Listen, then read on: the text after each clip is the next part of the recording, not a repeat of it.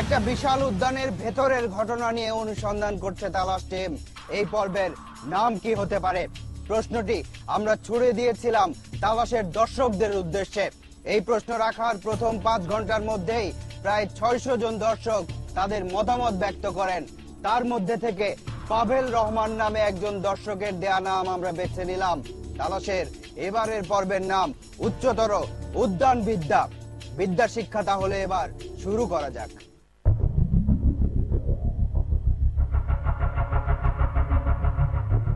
ঢাকা থেকে ময়মনসিংহের দিকে যেতে গাজীপুর চৌরাস্তা পেরোনোর পর 5 থেকে 6 কিলোমিটারের মধ্যেই শুরু হয়ে যায় ভাওয়াল জাতীয় উদ্যানের সীমানা। গাজীপুর জেলা সদর এবং শ্রীপুর উপজেলার প্রায় 5000 হেক্টর জায়গা জুড়ে এই ভাওয়াল জাতীয় উদ্যান। এই উদ্যানের বিভিন্ন বৃক্ষের মধ্যে শাল বৃক্ষের প্রাধান্য আছে গজারি বৃক্ষেরও। তাই স্থানীয়দের কাছে এই উদ্যান শালবন বা গজারি বন নামেও পরিচিত। এক জরিপে দেখা যায় এই উদ্যানে প্রায় 356 প্রজাতির উদ্ভিদ এবং 132 প্রজাতির প্রাণীর উপস্থিতি আছে। 1982 সালে জাতীয় উদ্যান হিসেবে স্বীকৃতি দেওয়ার পর থেকেই ধীরে ধীরে এটি পর্যটন আকর্ষণে পরিণত হতে থাকে। এখানে আসলে গাছপালা অনেক বেশি, যার জন্য পরিবেশটা অনেক মনোরম, যার জন্য আমাদের সবারই অনেক ভালো লাগতেছে। হকার বা এক ধরনের অসাধু যে রকম লোকগুলো আছে তারা মনে করেন বিভিন্ন প্রলোভনের মাধ্যমে সাধারণ স্টুডেন্টদের কাছ থেকে বিভিন্নভাবে টাকা পয়সা হাতিয়ে নিচ্ছে। জুল হোসেন, ষাটোর্ধ্ব জুল হোসেনের বাড়ি গাজীপুরের পোড়াবাড়ি এলাকায়। বনের ঝরা পাতা কুড়ানো তার পেশা। এই পাতা বাজারে বিক্রি করে যা আয় হয় তা দিয়েই তার সংসার চলে। কোনো কিছু নাই, কি করবো, মানে পাতা পাতা খড়ি মরি নিয়ে টোহায় নিয়ে বেশি চলি আর কি। এইটাই আমার পেশা। শুধু জুল হোসেন নয়, এই বিশাল উদ্যানকে কেন্দ্র করে জীবিকার উপায় গড়ে উঠেছে অনেক মানুষেরই। বনের ভিতরে বিচিত্র সব কর্মকাণ্ডে জড়িয়ে পড়েছে তারা। ভাওয়াল জাতীয় উদ্যানের বা ন্যাশনাল পার্কের 6 নম্বর গেট। এটি রাজেন্দ্রপুর চৌরাস্তার কাছাকাছি। পার্কের প্রবেশ মুখেই টিকিট কাউন্টার। টিকিটের সাথে একটা সতর্কবাণীও আছে। জঙ্গলের দিকে যান, কি আছে ভিতরে গভীর বন ভাই, ভিতরে চিন্তা করতে যায়।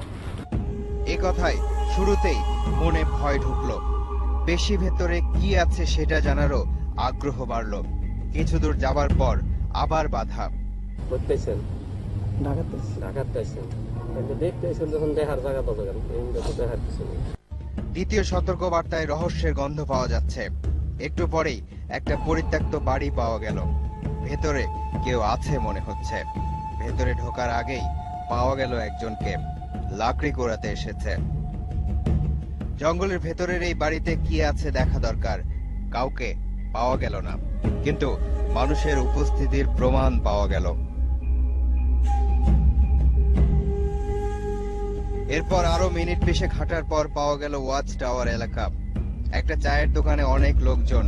চেয়ারে বসে থাকা লোকটা অন্যদের এই এলাকা ছেড়ে চলে যেতে বলছে।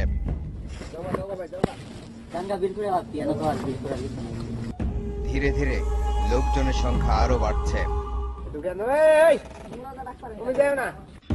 এত লোক একসাথে কোথায় যেতে যাচ্ছে কিছুই বোঝা যাচ্ছে না। এর মধ্যে জঙ্গল থেকে একজন বেরিয়ে এলো। পার্কের নিরাপত্তা কর্মী তাকে আটকে দিল। জঙ্গলের ভেতরে যাওয়ায় তার অপরাধ। এদিকে বাকিরা কোথাও যাবার জন্য একটা ভ্যান চালকের সাথে কথাবার্তা বলছে। জনপ্রতি 30 টাকা করে দিলে ভ্যান চালক সবাইকে কাঙ্ক্ষিত গন্তব্যে পৌঁছে দেবে। যাবেন না একজন নিরাপত্তা রক্ষী তেড়ে এলো। বনের মধ্যে একসাথে এতগুলো লোকের আনাগোনা কেন, সে প্রশ্ন এবং সন্দেহ দুটোই ঢুকলো তালাশ টিমের মাথায়। তারা যাচ্ছেই বা কোথায়? এই পর্যটন কেন্দ্রে একসাথে এমন সংঘবদ্ধ উপস্থিতির কি উদ্দেশ্য থাকতে পারে? এসব প্রশ্নের উত্তর জানতে চলমান ঘটনাতেই নজর রাখলো তালাশ টিম। আরো বেশ কিছুক্ষণ পর বন কর্মকর্তা এলেন ঘটনাস্থলে। নিরাপত্তা রক্ষীরা তাদের কর্মকর্তার কাছে ঘটনার বিবরণ দিচ্ছে। কালকে সিদ্ধান্ত নিতে ওরা চালাইব, বুঝছেন নি? এই সাইডে মহিলা রাখবো, এই সাইডে থাকবো। 3-4 গ্রামে এক হয়েছে, খবর হয়ে যাবে। ঘটনাটা আরো পরিষ্কার ভাবে জানা দরকার। শুট করছে মুখে তো 10-12 লাখ টাকা আছে জ্বালাই দিছে ঘর দুয়ার সব জ্বালাই দিছে। এই তাহলে ঘটনা। জাতীয় উদ্যানের ভেতরে তাহলে এই ব্যবসার আধিপত্য বিস্তারকে কেন্দ্র করেই কুচিয়ামারা গ্রামে গোলাগুলি হয়েছে। তাতে সবকিছু আপাতত ওলটপালট হয়ে আছে, কিন্তু এই ভ্যান চালক জানে কোথায় গেলে এই লোকজনের উদ্দেশ্য পূরণ হবে। তার শর্ত একটাই, জনপ্রতি 10 টাকা করে দিতে হবে তাকে। ঘটনা কোন দিকে যায় সেটা জানার আগ্রহ, তাই ঘটনার পেছনেই থাকলো তালাশ টিম। বনের আরো ভেতরের দিকে পথ চলা শুরু হলো। কিছু দূর যাবার পর একটা আলামত চোখে পড়ল, তারপর আরো। কিন্তু আশেপাশে কেউ নেই। খুঁজতে খুঁজতে আরো সামনে যেতেই কয়েকজনকে একসাথে ছুটতে দেখা গেল। একজনের পিছু নিল তালাশ টিম। এভাবে একটা সময় মূল জায়গায় পৌঁছানো গেল। ব্যবসায় আধিপত্য বিস্তারকে কেন্দ্র করে সংঘর্ষ হওয়াতেই এরা এখানে নতুন অবস্থান নিয়েছে। প্রায় 40 জন, যে যার মতো সীমানা তৈরি করে নিয়েছে। শালগজারির এই সবুজ বনে একই এলাহি কাণ্ড। এই ব্যবসার নিরাপত্তা নিশ্চিত করার জন্য সশস্ত্র লোকও আছে। বিহাইন্ড দ্য সিন অর্থাৎ পেছনের ঘটনা। সাধারণভাবে উদ্যান বলতে যেসব দৃশ্য আপনার চোখের সামনে ভেসে ওঠে সেটাই তবে সবশেষ সত্য নয়। গাজীপুরের বনাঞ্চলের বিহাইন্ড দ্য সিন তাহলে এবার বেরিয়ে আসতে শুরু করেছে। স্থানীয় দুজন ব্যক্তির সহায়তায় রাজেন্দ্রপুর এলাকায় বনের মধ্যে ঢুকলো তালাশ টিম। গন্তব্য কুচিয়ামারা গ্রাম। বনের মধ্যে আধিপত্য বিস্তারকে কেন্দ্র করে সেখানে নাকি দুই দলের মধ্যে প্রায়ই সংঘর্ষ লেগে থাকে। তালাশ টিম সেখানে যাচ্ছে পরিচয় গোপন করে। প্রায় 1 ঘন্টা হাঁটার পর পাওয়া গেল কুচিয়ামারা গ্রাম। এখানে প্রায় প্রতিটি ঘরেই নাকি চোলাই মদ তৈরি হয়। ঘটনার সত্যতা যাচাই করতে তালাশ টিমকেও ক্রেতা সাজতে হলো। অপরিচিত মুখ দেখে গ্রামের অস্থির অবস্থার কথা বলে সতর্ক করে দিল স্থানীয় একজন।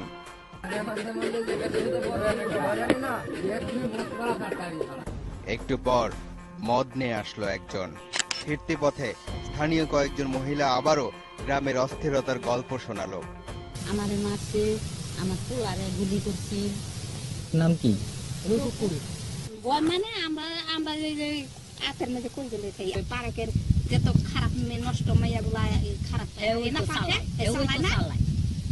বস্তা খালি বস্তা ভরাতে। এই গ্রামের অবস্থা তাহলে এতটাই ভয়ঙ্কর। কুচিয়ামারা গ্রাম থেকে ফিরতে ফিরতে রাত। পথেই একটা নেশার আড্ডা চোখে পড়ল। দিনের বেলাতে বনের অজানা পথে হাঁটতে যদি আপনার ভয় হয়, তবে এটা ভাববেন না যে রাতে সেখানে কাকপক্ষীও থাকে না। রাতে সেখানে কাকপক্ষী থাকুক বা না থাকুক, মানুষের আনাগোনা কিন্তু ঠিকই থাকে। তার প্রমাণ তো আপনারা পেলেনই। রাষ্ট্রের এমন সম্পদকে যারা খুবলে খায় তাদের রাত দিন নেই। বনের পরিবেশ দিন দিন বদলে যাচ্ছে। এই জায়গাটা দেখুন, কিছুদিন আগেও এখানে ঘন বন ছিল। এখনো যে কয়েকটা গাছ আছে সেগুলো কয়েকদিন পর কাটা হয়ে গেলে গড়ে উঠবে এরকম শিল্প কারখানা। বনের ভেতরেও চলছে গাছ কাটার উৎসব। গাছ কেটে সমতল ভূমির পরিমাণ বাড়ানো হচ্ছে, আর ধীরে ধীরে গড়ে উঠছে শিল্প কারখানা, রেস্ট হাউস, আরো নানান উন্নয়নমূলক স্থাপনা। এমন উন্নয়নের জোয়ারেই কোণঠাসা হয়ে পড়ছে বন। যারা শিল্পপতি, যারা বিভিন্ন দলের বড় বড় নেতা, বিভিন্ন দলের নেতৃত্ব, প্রশাসনের উদ্বোধন কর্মকর্তা, সেটা সামরিক বাহিনীর হতে পারে, পুলিশ বাহিনীর হতে পারে, এমনি জেনারেল হতে পারে। তারা দেখা যায় যে গ্রুপ ওয়াইজ ইন্ডাস্ট্রি করতে যায় বা রিসোর্ট তৈরি করার জন্য তারা জায়গা ভিতরে কেনার পর ওখানে কেমনে যাবে সেটার জন্য দেখা যায় বন বিভাগের রাস্তা, বন বিভাগের মাটি বা বন বিভাগের জায়গায় যাইতে হয়। ওটা যাইতে যাইতে দেখা যায় যে এক সময় রাস্তায় পরিণত হয়ে যায়। অন্য বন কর্মকর্তারাও তাদের অসহায়ত্বের কথা স্বীকার করলেন। আমরা চেষ্টা করতেছি, কিন্তু আমরা নিরুপায়, আমরা অসহায়। আমার রেঞ্জ অফিসার, এর আগের রেঞ্জ অফিসারকে এখানে সন্ত্রাসীরা গুলি করছে। আমার আগের বিট অফিসারে পিটাইয়া ফ্ল্যাট করে 3 দিন ঢাকা মেডিকেল হাসপাতালে ফেলায় রাখছে। আমার জানের কোনো নিরাপত্তা নাই, আমি একা করতে পারি না। এর মধ্যে একটা ফোন আসলো তার মোবাইলে। কুচিয়ামারার মানুষ পার্কে ঘুরতেছে, আমি কি করবো কও? অস্ত্রপাতি আছে তাদের সাথে কোনো? কুচিয়ামারা গ্রামে আরো একবার যাওয়া দরকার মনে হচ্ছে।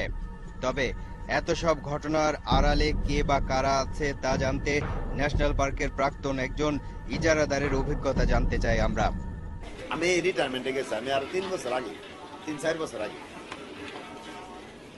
কারণ আমি যে টাকাটা দিছি অবৈধ টাকা আছে, মেয়েদের ব্যবসা আছে। এই পার্কের ভিতরে আমরা মিনিমাম সবসময় 200-300 মেয়ে থাকে।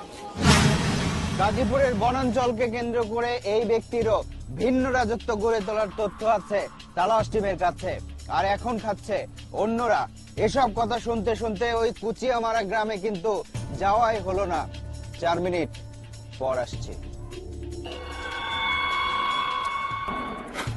বিরতির আগ পর্যন্ত আপনারা যেসব দৃশ্য দেখেছেন তা তুলনামূলকভাবে ক্ষুদ্র কিন্তু এলাকা বিস্তৃত, তাই তার কোথায় কখন কি হচ্ছে বলা মুশকিল। আর এই কারণেই কি গাজীপুরের বনাঞ্চলকে লাশ ফেলে দেওয়ার অভয়ারণ্য হিসেবে বেছে নিয়েছে অপরাধীরা।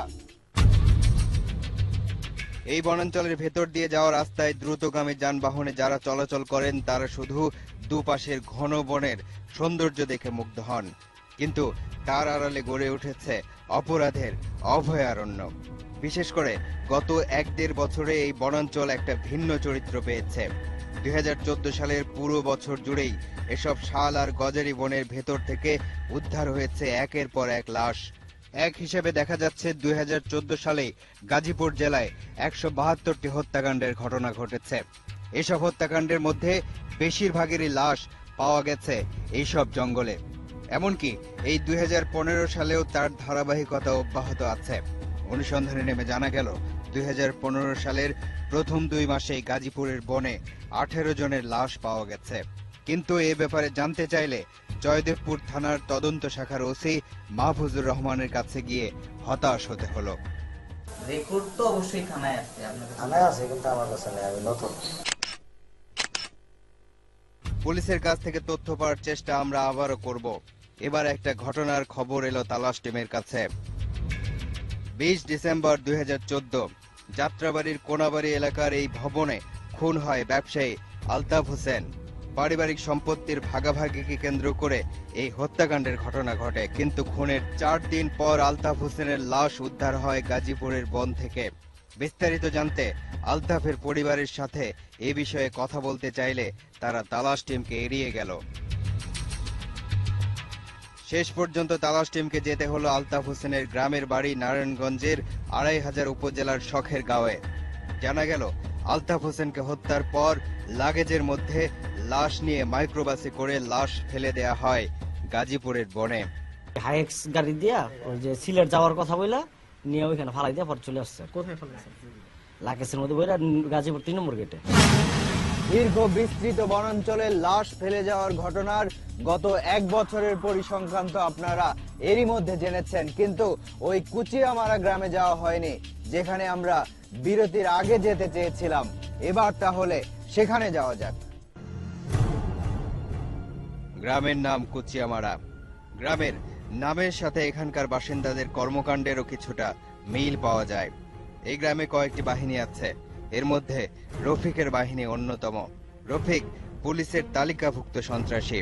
স্থানীয় কোচদের একটা দল আর রফিকের লোকজনের মধ্যে গোলাগুলি হয়েছে কয়েকদিন আগে। গুলির চিহ্ন পাওয়া গেল একটা বাড়িতে। ঘরে গিয়ে দরজা দিছি, নাহলে আমারও মারতো, ওর আব্বারেও মারতো। আমার শাশুড়ি ছিল বাইরে, ওরে হয়েছে রফিকুলের বউ আর রফিকুলের মা ইচ্ছা মতো বাইরে আইছে, আবার গুলিও করছে। রফিকুল গুলি করছে আমার শাশুড়ির এই পেটের এই দিক দিয়ে গেছে গুলি। রফিককে না পেয়ে প্রতিপক্ষ তার বাড়িও পুড়িয়ে দিয়েছে।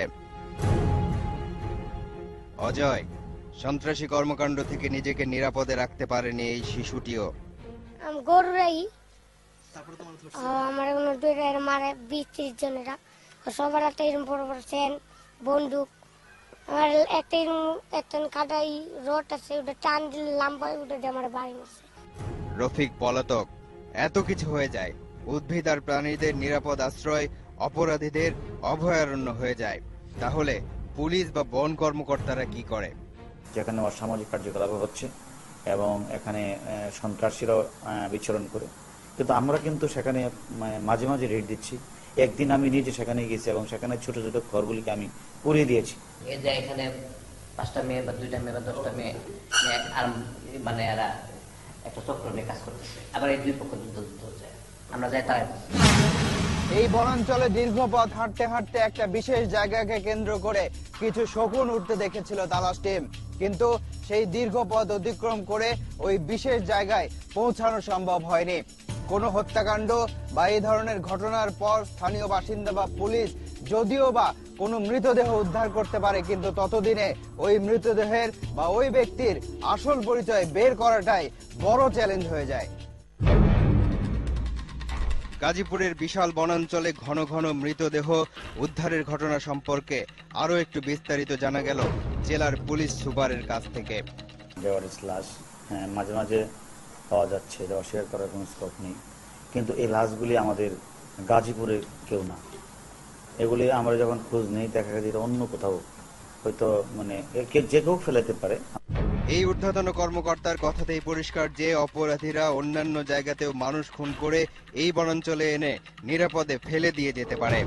শুধু অন্য জেলার লাশ নয়, গাজীপুরেরও বেশিরভাগ হত্যাকাণ্ডের লাশ পাওয়া যায় এই বন এলাকাতেই। এই গ্রামের আব্দুল ওহাবের মেয়ে শাহিনা, 2014 সালের 31 অক্টোবর খুন হয় শাহিনা। সেদিন বিকেলে বাড়ির পাশের ক্ষেত থেকে ছাগল আনতে গিয়ে আর ফিরল না। 4 ঘন্টা পর জঙ্গল থেকে পাওয়া গেল তার লাশ।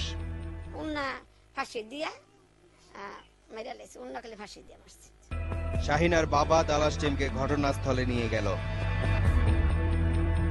গাজীপুর সদর উপজেলার ভাওরাইদ গ্রাম। এই গ্রামের নাসির উদ্দিনের মেয়ে নাসিমা খাতুন মুন্নি মডেলিং করত। একদিন কাজে বের হয়ে আর বাড়ি ফেরেনি মুন্নি। তার 5 দিন পর বাড়ির পাশের জঙ্গলেই মুন্নির লাশ পাওয়া যায়। মুন্নির 2 মেয়ে মনীষা ও আনিকা এখন নানা নানির কাছে থাকে। মুন্নির লাশ যেখানে পাওয়া যায় সেটাও বাড়ি থেকে বেশি দূরে নয়। মুন্নির বাবা কি যেন একটা খুঁজে পেয়েছে। এই যে আমার মেয়ের দাঁত পাইছি, এই যে দেখেন আমার মেয়ের দাঁত। মুন্নির দাঁত